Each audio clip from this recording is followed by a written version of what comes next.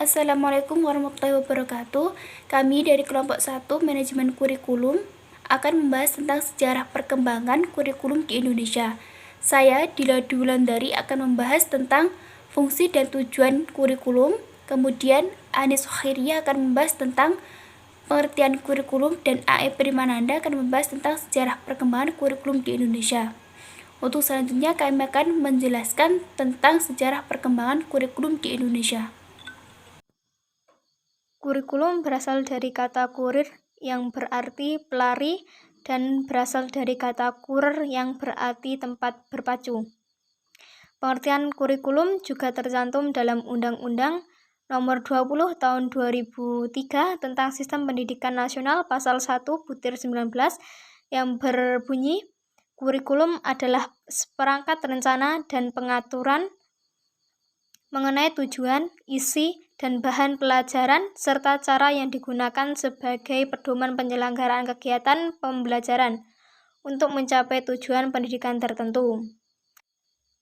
Dan dapat disimpulkan, pengertian kurikulum merupakan aktivitas dan kegiatan belajar yang direncanakan, diprogramkan bagi peserta didik di bawah bimbingan sekolah, baik di dalam maupun di luar sekolah.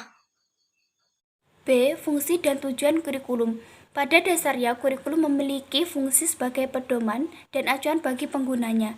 Artinya, kurikulum bagi seorang pendidik berfungsi sebagai pedoman dalam mengajar dan melaksanakan kegiatan pembelajaran. Kemudian, dilihat dari cangkupan dan tujuan, MC Nail tahun 1990 mendefinisikan isi kurikulum menjadi 4 fungsi, yaitu yang pertama, fungsi pendidikan umum. Fungsi pendidikan umum yaitu kurikulum untuk mempersiapkan peserta didik agar mereka menjadi anggota masyarakat yang bertanggung jawab sebagai warga negara yang baik. Kurikulum harus memberikan pengalaman belajar kepada setiap peserta didik agar mampu menginternalisasi nilai-nilai dalam kehidupan. Kemudian yang kedua yaitu suplementasi. Setiap peserta didik memiliki perbedaan, baik perbedaan kemampuan, perbedaan minat, maupun perbedaan bakat. Kurikulum sebagai alat pendidikan harus dapat memberikan pelayanan kepada setiap siswa sesuai dengan perbedaan tersebut.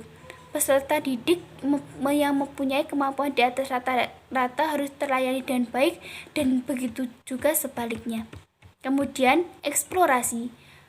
Fungsi eksplorasi memiliki makna bahwa kurikulum harus dapat menemukan dan mengembangkan minat dan bakat masing-masing siswa. Melalui fungsi ini, siswa diharapkan dapat belajar sesuai dengan minat dan bakatnya, sehingga para siswa belajar tanpa ada paksaan di dalamnya. Kemudian, yaitu yang terakhir, fungsi keadilan. Kurikulum berfungsi untuk mengembangkan kemampuan anak sesuai dengan keahlian yang didasarkan atas minat dan bakat siswa. Dengan demikian, kurikulum harus memberikan pilihan dari berbagai bidang untuk mengayomi. Kurikulum bertujuan meratakan pendidikan dalam suatu negara, membimbing serta mendidik agar menjadi siswa yang berpendidikan tinggi, cerdas, dan berpengetahuan, serta kreatif, inovatif, bertanggung jawab, dan siap masuk dalam kehidupan masyarakat. Sejarah pengembangan kurikulum di Indonesia. Di Indonesia sendiri setidaknya terjadi 6 kali perubahan kurikulum. Setelah Indonesia merdeka, dalam dunia pendidikan Indonesia dikenal beberapa masa pemberlakuan kurikulum, yaitu pada 1947 sampai 1964 dikenal dengan kurikulum sederhana. Selanjutnya yaitu 1968 dan 1975 dikenal dengan pembaharuan kurikulum. Selanjutnya yaitu 1984 dan 1994 disebut dengan kurikulum berbasis keterampilan.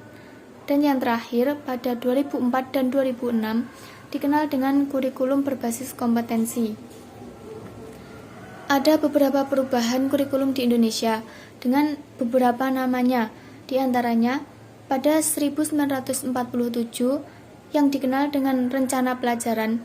Ini merupakan kurikulum yang pertama di Indonesia yang mengutamakan pendidikan watak dan kesadaran akan bermasyarakat dan bernegara. Selanjutnya yaitu kurikulum pada 1952 yang dikenal dengan rencana pelajaran terurai. Kurikulum ini memperhatikan isi pelajaran agar sesuai dengan kehidupan sehari-hari. Selanjutnya yaitu kurikulum rencana pendidikan pada tahun 1968. Pada kurikulum ini, isi pendidikan tersebut diarahkan pada kegiatan yang meningkatkan kecerdasan dan keterampilan serta mengembangkan fisik yang sehat dan kuat pada siswa. Selanjutnya, pada 1975 sampai 1994, yaitu kurikulum berorientasi pada pencapaian dan tujuan. Semua pembelajaran diarahkan untuk mencapai tujuan pembelajaran yang telah ditetapkan.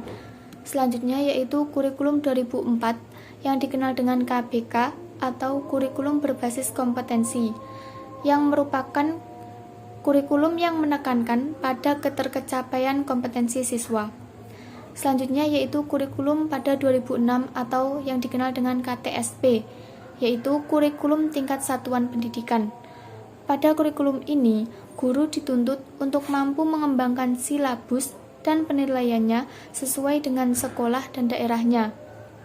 Yang terakhir yaitu kurikulum 2013, di mana kurikulum ini memfokuskan pada pemerolehan kompetensi-kompetensi tertentu oleh peserta didiknya. Cukup sekian presentasi dari kelompok 1 yang menjelaskan tentang sejarah perkembangan kurikulum di Indonesia. Apabila ada kurang dan lebihnya kami mohon maaf. Wassalamualaikum warahmatullahi wabarakatuh.